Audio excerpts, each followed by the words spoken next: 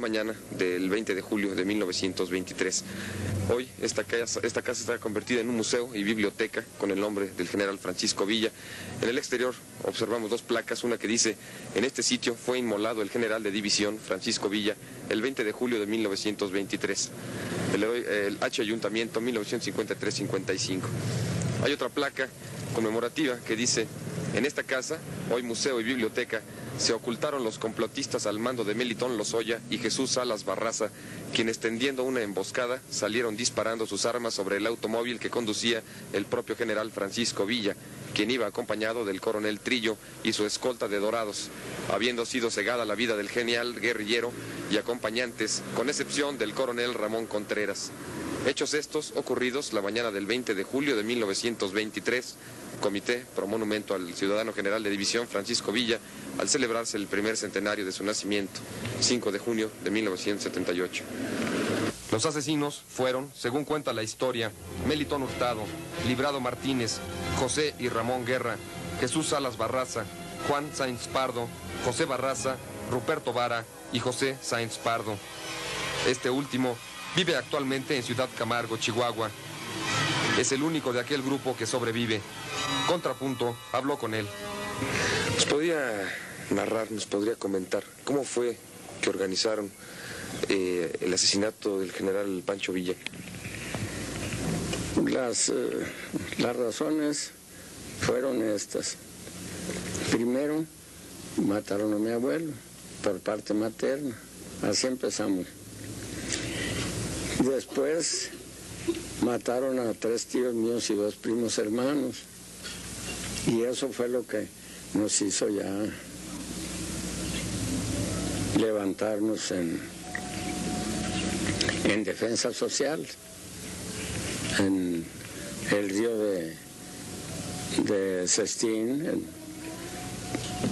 Cochinera y Amador, son los ranchos donde se fraguó la cosa esa. Váyase, hijo, usted para otra cosa. ¿Cuántos eran ustedes?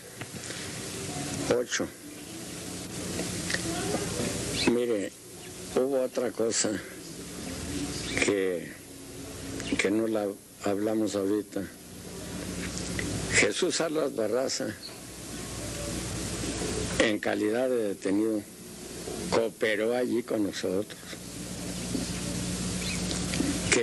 Que allá al principio quiso aparecer él como el jefe del grupo, cosa que no fue cierto.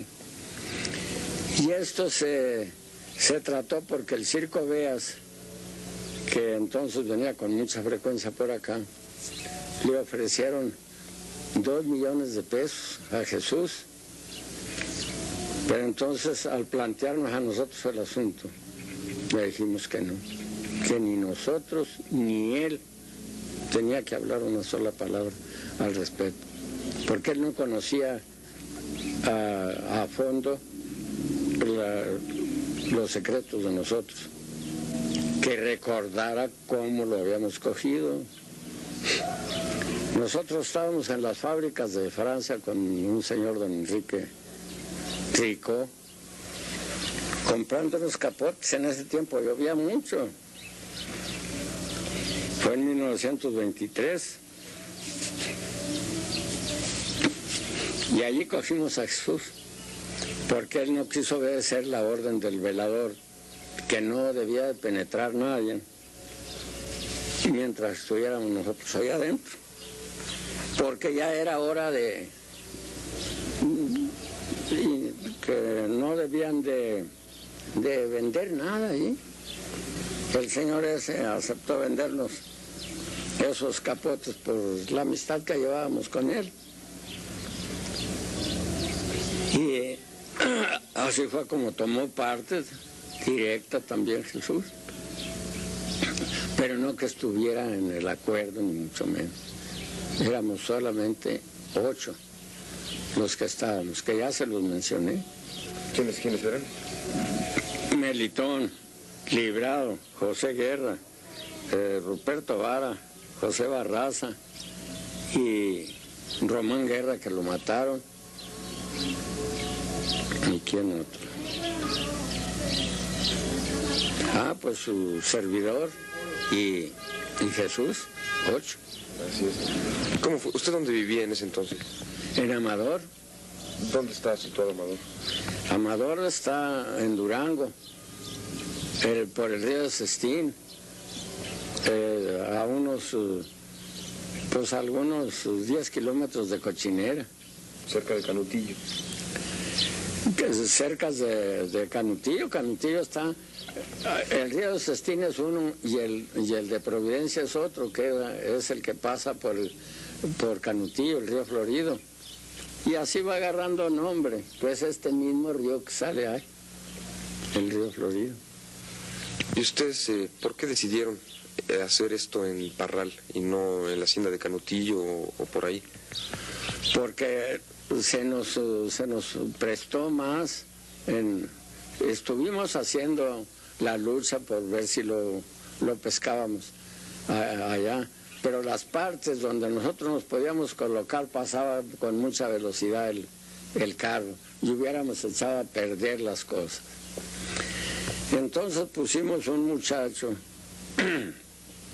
en Rosario para que ese nos dijera, el mismo que dio la seña acá, lo tuvimos en Rosario. Por ejemplo, cuando venía a Parral, nos decía, ahí va ganado, tengan pastura lista. Y en esa forma sabíamos que iba, él era el ganado. Y la pastura, pues ahí la traíamos nosotros en la cintura. Y teníamos ganado en los corrales de ahí del rastro. Comprábamos ganado y se los vendíamos a los matanceros allí.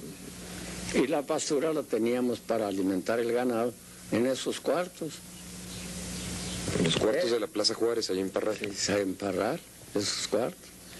Por cierto que eran cuartos aislados y a la pared en medio le hicimos nosotros una oración para estarnos comunicando de el movimiento que nos dijera Juan, que así se llamaba el muchacho que estaba pendiente del movimiento que hiciera vía allá, porque está acá allá para la loma, por toda la calle esa, allá en la loma. Ya que lo vio venir, nomás lo vio pasar y nos hizo la seña. ¿Cuál era la seña? La seña con un paño blanco se limpió aquí, que él venía manejando. Y al otro lado, si venía él, entonces limpiaban con el paño al otro lado. ¿Cómo sabían ustedes que el automóvil del general Villa iba a pasar exactamente por esa calle? Porque no tenía otra por donde pasar. Allí tenía que pasar por fuerza. Si lo único que fuimos nosotros con pendiente y con recelo siempre fue que allí salían los niños, hay una escuela allí. ¿Hubo un intento antes? Un intento hubo antes y fracasó porque, pues no, hubiéramos matado a los niños y entonces la cosa no habría, pues habíamos echado a perder todo. Con un niño que hubiera perecido allí, nos habrían perseguido. Claro. Y así no. Entonces, aquel 20 de julio de 1923, ustedes estaban dentro de la casa donde guardaban la pastura y de ahí vieron venir el automóvil. El automóvil, sí. ¿Y dispararon desde adentro? ¿O? No, salimos a la calle, salimos más lejos de los cuartos que de aquí a donde estábamos sentados. Hasta la esquina de la plaza, ahí nos encontramos con él. No más que estos se sorprendieron cuando nos vieron. Hicimos una ala para que no nos agarraran amontonados. Por cierto, a mí me tocó para de aquel lado. Pero en la aserrada que quiso enfrenar, ya estaba muerto.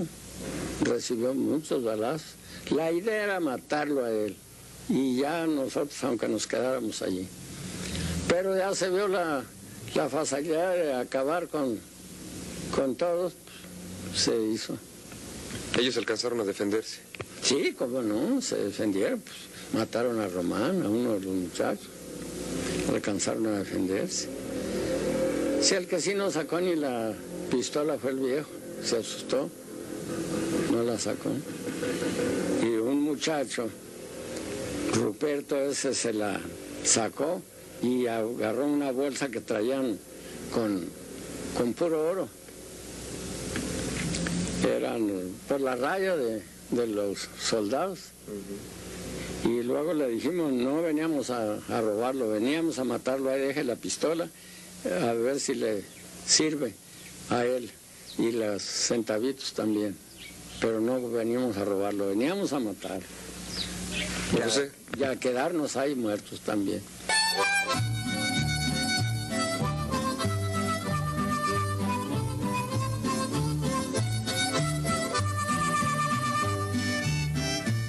Se dice que esa vez hicieron ustedes pues más de 300 disparos, ¿es cierto? No, hombre, no es cierto, tantos disparos, ¿no?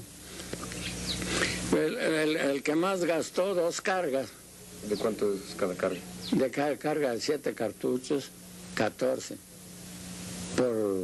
Por 8, póngale.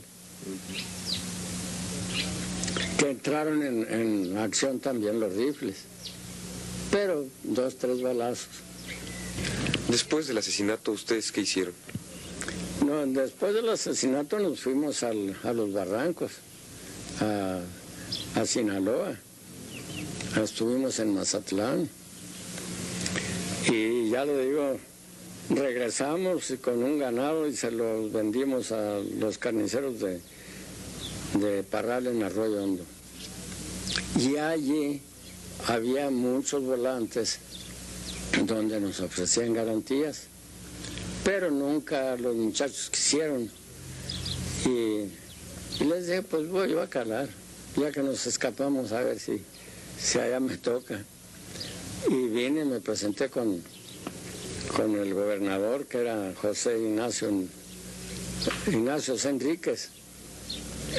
A Ignacio Enríquez le había matado al papá, y por eso él nos ofrecía garantía. ¿Y usted siente algún arrepentimiento de haber participado en el asesinato del general Villa? No, señor, ningún arrepentimiento, no. ¿Quién se arrepiente de hacer una buena labor para un pueblo humillado, destrozado como estábamos ahí nosotros? Nadie se puede arrepentir de matar a una fiera de esa.